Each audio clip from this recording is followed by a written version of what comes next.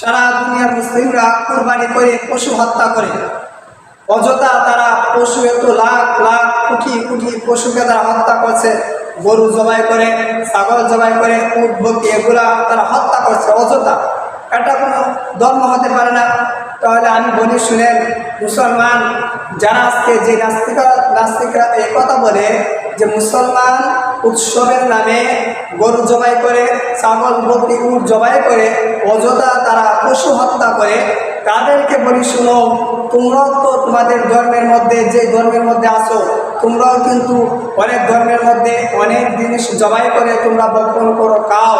তাহলে তোমরা অযথা পশুগুলাকে তোমরা কি হত্যা করো না? তোমাদের খাওয়ার সময় সবগুলা ভালো হয়ে যায়। আর মুসলমানরা আল্লাহ প্রদত্ত যে একটা হুকুম রয়েছে, সেই হুকুম মানার কারণে তাদের পশুগুলা হয়ে যায় হত্যা।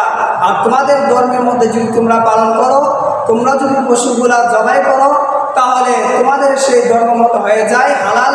আর মুসলমানদের রীতিনীতিতে আসলে এটা হয়ে যায় হত্যা। না, এটা কখনো সম্ভব না। মুসলমান তোমাদেরকে বলি শুনো, আল্লাহ তাআলা চেয়েছেন তোমাদের যে আদরের জিনিস, তোমাদের সন্তান, তোমাদের যে সন্তান রয়েছে ছেলে সন্তান, ওই সন্তানকে জবাই করার কথা ছিল। কিন্তু আল্লাহ তাআলা ইব্রাহিম আলাইহিস সালাম পরীক্ষার মধ্যে পাশ করার কারণে তোমাদের সন্তানের বদলে তোমাদের সন্তানকে না নিয়ে আল্লাহ তাআলা চেয়েছেন একটা ছাগল, বকরি, দুম্বা, উট, গরু এগুলা। তাহলে মুসলমান যারা আজকে বলবে কুরবানির নামে মুসলমানগুলা পশুকে হত্যা করে, তোমাদেরকে বলি শুনো, যে নাস্তিকরা এই কথা বলবে তাদেরকে বলবে তোমরা হিন্দু হও, খ্রিস্টান হও, বুদ্ধ হও, যে কোনো জাতের হোক না কেন, তোমরাও কিন্তু অনেক পশু খাচ্ছ, তোমরা কিন্তু অনেক রকমের পশুগুলা খাচ্ছ। তাহলে ওইগুলা কি বলে?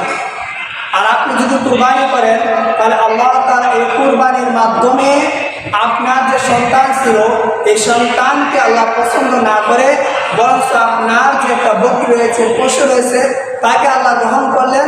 আর গ্রহণ করার মাধ্যমে আপনার সন্তান জায়গার মধ্যে নিল।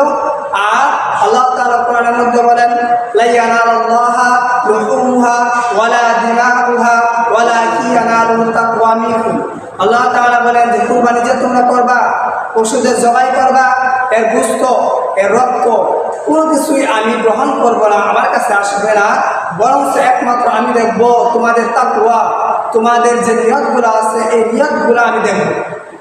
তোমাদের গোশত সবগুলা কলিজা, পশুর কলিজাকে তো অনেকে পছন্দ করে, এইগুলা কি কোনোদিন চলে গেছে আল্লাহ নিয়ে গেছে ফেরেশতার মাধ্যমে? না, যেহেতু ফেরেশতার মাধ্যমে এইগুলো আল্লাহ তাআলা না নিয়ে গেলেন, এর দ্বারা বোঝা গেল আমার কুরবানি যদি আমি সহি নিয়ত করে দিতে পারি, তাহলে গোশত আমি খাবো, কলিজাও আমি খাবো, চামড়াও আমি বিক্রি করব, সবগুলো আমি করব। তাহলে সবগুলা যদি আমি খাই, গোশত যদি আমি খাই, সামান্য একটা যে নিয়ত রয়েছে, এই নিয়তের মাধ্যমে যদি আমি আল্লাহকে খুশি করতে পারি, তাহলে আমি সবগুলার বিনিময়ে জান্নাত পেয়ে যাব। তাহলে যারা নাস্তিকেরা যদি বলে কুরবানির মাধ্যমে পশু হত্যা করা হচ্ছে, পশুকে জবাই করা হচ্ছে, অযথা মুসলমানরা তাদের যে উৎসব রয়েছে এগুলোর নামে পশু হত্যা করছে, আমি বলি শুনেন, আপনারা বলেন যে ধর্মের লোকেরা এই কথা বলবে, ওই ধর্মের লোকেরা এই পশুকে নির্যাতন করে, পশুকে হত্যা করে, তারা যেরকমভাবে তাদের পশুকে হত্যা করে তারা খায়। আর আমরা আল্লাহ তাআলার হুকুমকে মানার কারণে আমাদের সন্তানের বিনিময়ে আমরা পশু খাই। এখানে আল্লাহ তাআলা আমাদেরকে যে হুকুম দিয়েছেন, আল্লাহর হুকুম মানার কারণে আমরা আল্লাহর কাছে